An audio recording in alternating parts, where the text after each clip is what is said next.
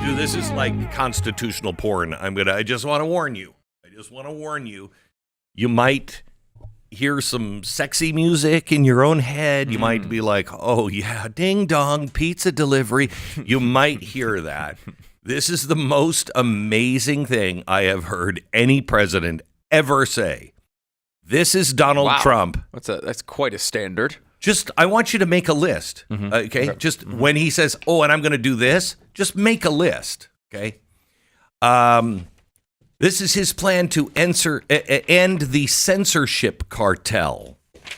If we don't have free speech, then we just don't have a free country. It's as simple as that. If this most fundamental right is allowed to perish, then the rest of our rights and liberties will topple. Just like dominoes, one by one, they'll go down. That's why today I'm announcing my plan to shatter the left-wing censorship regime and to reclaim the right to free speech for all Americans. And reclaim is a very important word in this case because they've taken it away. In recent weeks, bombshell reports have confirmed that a sinister group of deep state bureaucrats, Silicon Valley tyrants, left-wing activists, and depraved corporate news media have been conspiring to manipulate and silence the American people. They have collaborated to suppress vital information on everything from elections to public health. The censorship cartel must be dismantled and destroyed, and it must happen immediately. And here's my plan. There you go. First, within hours of my inauguration, I will sign an executive order banning any federal department or agency from colluding with any organization, business, or person to censor, limit, categorize, or impede the lawful speech of American citizens. I will then ban federal money from being used to label domestic speech as mis- or disinformation. And I will begin the process of identifying and firing every federal bureaucrat who has engaged in domestic censorship, directly or indirectly, whether they are the Department of Homeland Security, the Department of Health, Human Services, the FBI, the DOJ, no matter who they are. Second, I will order the Department of Justice to investigate all parties involved in the new online censorship regime, which is absolutely destructive and terrible, and to aggressively prosecute any and all crimes identified. These include possible violations of federal civil rights law, campaign finance laws, federal election law, securities law, and antitrust laws, the Hatch Act, and a host of other potential criminal, civil, regulatory, and constitutional offenses. To assist in these efforts, I am urging House Republicans to immediately send preservation letters, and we have to do this right now, to the Biden administration, the Biden campaign, and every Silicon Valley tech giant, ordering them not to destroy evidence of censorship. Third, upon my inauguration as president, I will ask Congress to send a bill to my desk revising Section 230 to get big online platforms out of censorship business. From now on, digital platforms should only qualify for immunity protection under Section 230 if they meet high standards of neutrality, transparency, fairness, and non-discrimination. We should require these platforms to increase their efforts to take down unlawful content such as child exploitation and promoting terrorism, while dramatically curtailing their power to arbitrarily restrict lawful speech. Fourth, we need to break up the entire toxic censorship industry that has arisen under the false guise of tackling so-called mis- and disinformation. The federal government should immediately stop funding all nonprofits and academic programs that support this authoritarian project. If any U.S. university is discovered to have engaged in censorship activities or election interferences in the past, such as flagging social media content for removal of blacklisting, those universities should lose federal research dollars and federal student loan support for a period of 5 years and maybe more. We should also enact new laws laying out clear criminal penalties for federal bureaucrats who partner with private entities to do an end run around the Constitution and deprive Americans of their First, Fourth, and Fifth Amendment rights.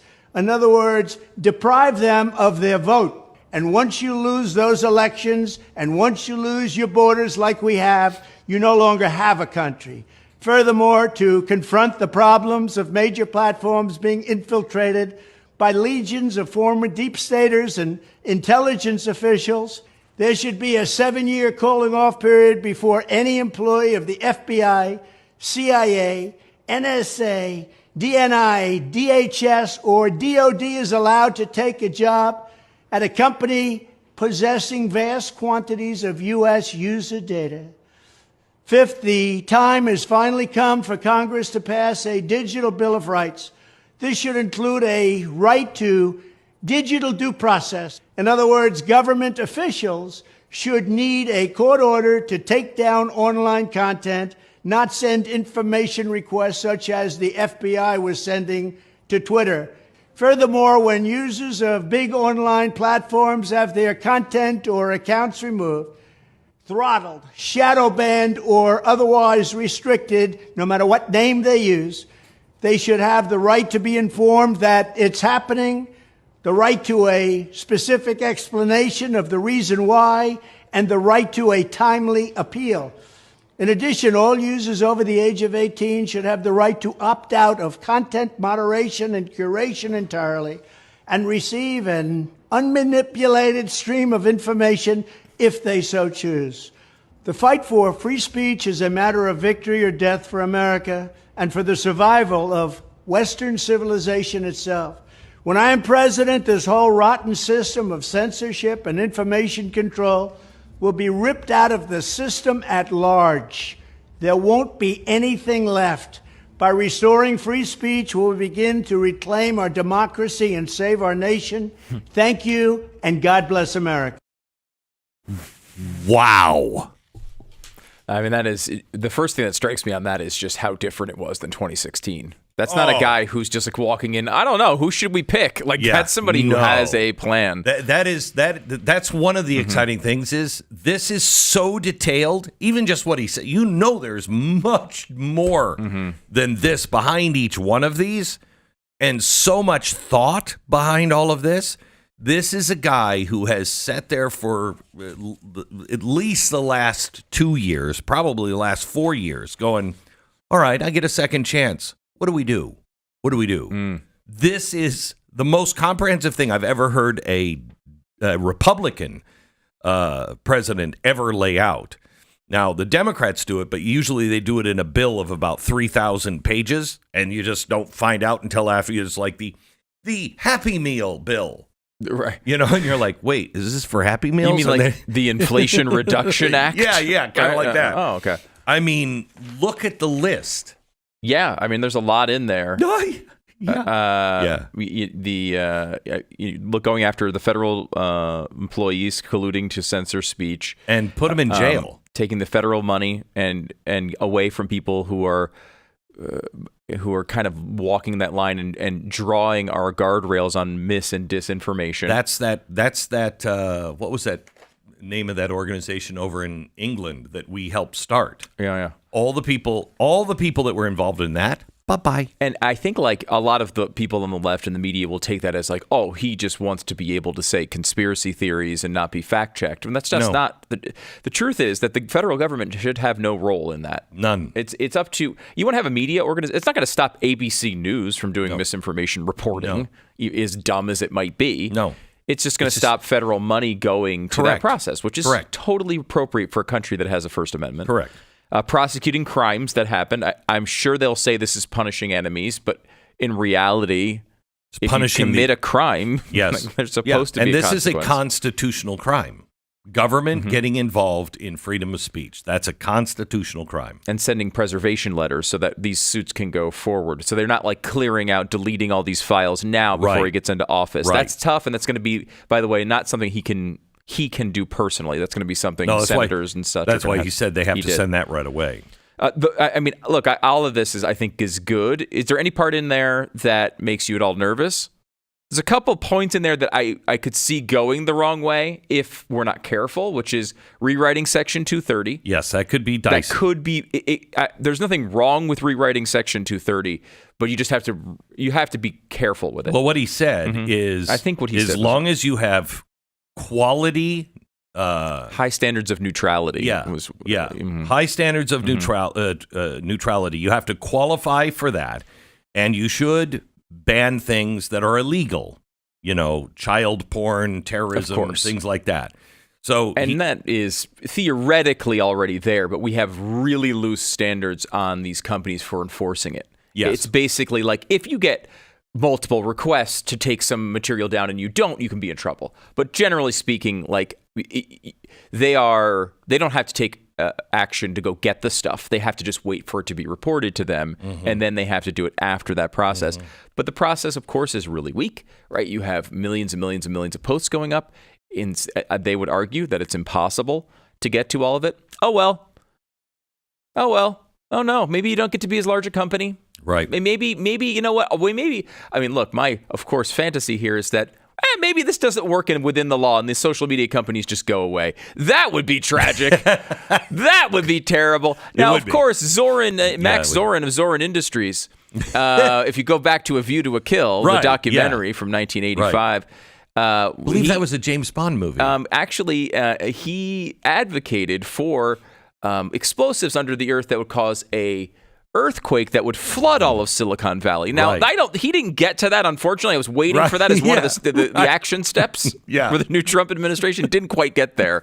But I mean, maybe that's step 7. We'll get there eventually. The Digital Bill of Rights is so important. Yep, that was interesting. I mean, what's interesting about that is you have a right to go without an algorithm.